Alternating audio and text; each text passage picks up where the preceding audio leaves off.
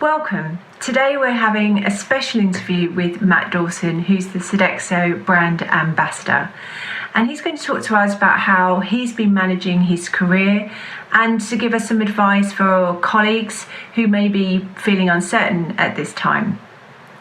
So Matt's been our ambassador for 11 years, and in that time he's been visiting our frontline teams and providing business advice, not just to us, but to other brands in the FM industry.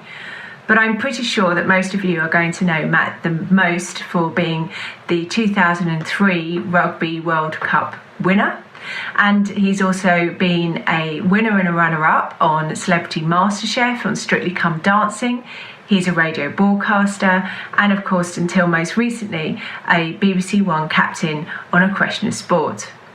So hello, Matt, and welcome to this conversation.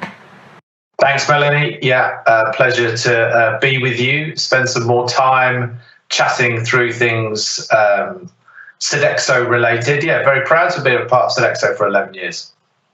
It's great to have you here, Matt. Thank you. There's a lot of people listening who currently face a great deal of uncertainty about their career as parts of the industry, particularly in hospitality, food service, FM, events, retail, have all been really impacted by the additional restrictions around coronavirus.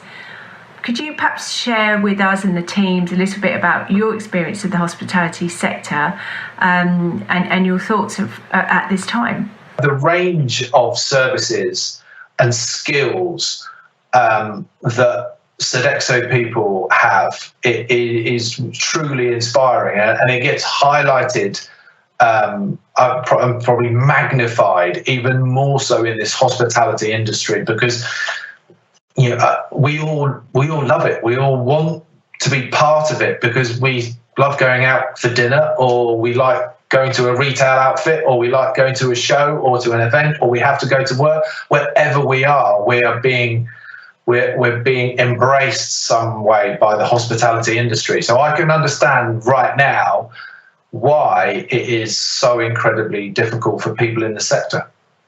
So you haven't always been the Sodexo ambassador. You've had a really long and diverse career, which of course started with playing rugby. What happened when you left playing rugby, and how did you decide what you wanted to do next? When I left professional sport, I had my eye was always on what I was going to do next. That came from my father, my mother and father being quite sort of proactive in saying that you're not going to do that forever. That's not a job that you can expect that you're going to do forever. So what are your skills? What can you do? What can you embrace now that will hold you in good stead for the future? And media was always something that I thoroughly enjoyed, and people seemed to think that I was okay at it. So I thought, well, that was going to be maybe an easy transferable skill for me. But I also enjoyed business. I enjoyed corporate life. I was surrounded, the rugby community was always surrounded by corporate individuals and brands. And so I used that, I leveraged that opportunity that I had in the latter part of my rugby career to start to understand about the media and then about corporate life. It was like I was sort of re-educating myself whilst I was still at the elite end of rugby, so that when one was disappearing, the other one was slowly starting to take over. And I've been very fortunate in having sort of friends and partners like Sodexo, like the BBC, like other corporate friends and mentors that have helped me in that transition. But I've always wanted to try many things at the same time. That's not a jack of all trades and master of none, but it's picking up the ones that you know that you've got a little bit of skill at, and then who can help me get better and better and better, so that when one falls away, then you can carry on in another strand. It's interesting to hear how you thought about your career changes and you planned them around your skills, but I suppose not everything goes to plan. Perhaps you can tell us a little bit about how you manage when things don't quite go to plan. Yeah, I mean, 2020 has been an incredibly difficult year for everybody. It's been incredibly difficult for me personally, with my family, with my work, a job that I loved doing for 17 years was all of a sudden stopped overnight, gone. And it would be easy for me to have got myself into maybe some mental stress about that, because it was such an integral part of my life. And that's why I've been transferring the skills that I've had from rugby for all of that time, to then going into the media, to then working in corporate life, then carrying on in question of sport.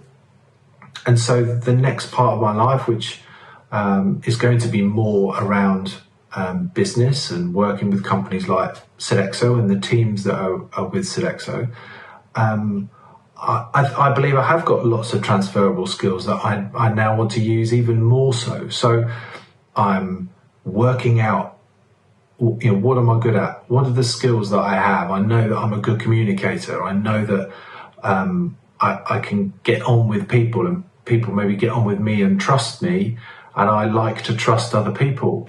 How can I use that in different ways to help other people, to help teams, to create leadership communities and networks and relationships for other people? How can I use the communication skills that I've learned of dealing with lots of different types of characters, loud, brash, some very quiet?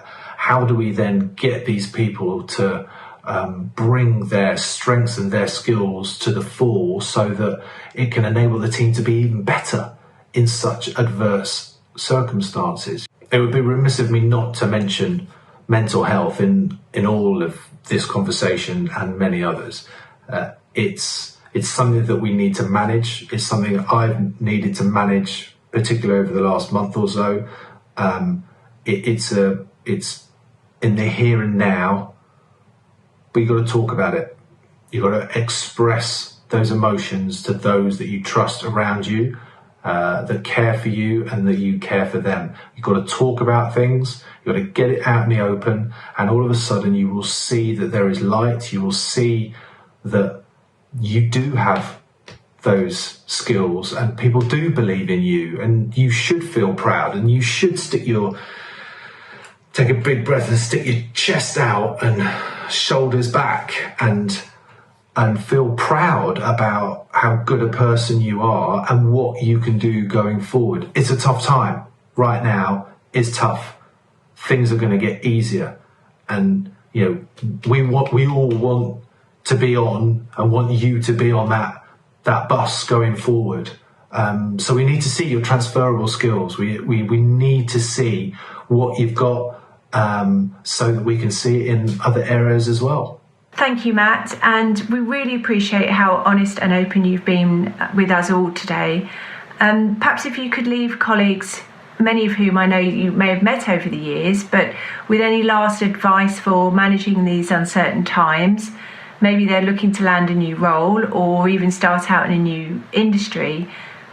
What advice would you leave us with?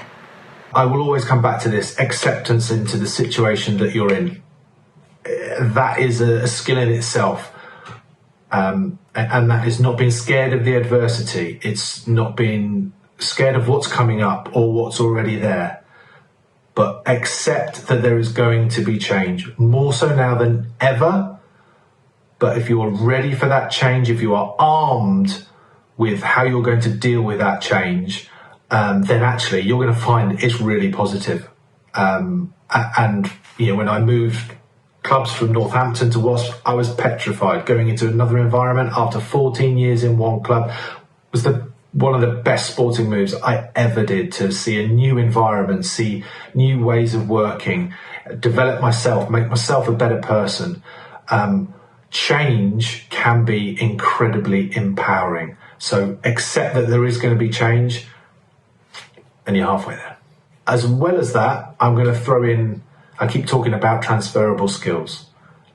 And of course, it's highlighted right now because of the circumstances that we will find ourselves in, particularly the hospitality industry, where things are shutting down overnight. What am I going to do from a Friday night and all of a sudden a Monday morning, I'm not doing that either same role, same job, same business? Where can I position myself? Sit down, have a think about the skills that I have. Ask your friends and family, what skills do you think that I have? And it will spark up a conversation in your mind to think, actually, I can use that skill in a completely different environment. But, process it, have in our mind, transferable skills are invaluable right now. And maybe the last point I'd like to make is, it's vital. Hospitality is a vital industry, all right? We know it's in turmoil, but it's going to come back. It has to come back. It's inevitable it's coming back. We just don't know when. So be ready for it. And not being active with our mind as well as our body day to day at work is not going to be the best preparation for when that moment is that hospitality comes back. When it comes back, they are going to be looking for people who are active, who are resilient, who have learnt new skills, who are innovative, who are, getting ahead of the curve, who is going to be the best in their field, because it's going to be slightly different. It's going to change. We know it is. But use this as an opportunity now to transform those skills that you already have and you've worked out that you have, transform into maybe a different industry for a while to then come back into hospitality and knock it out of the park.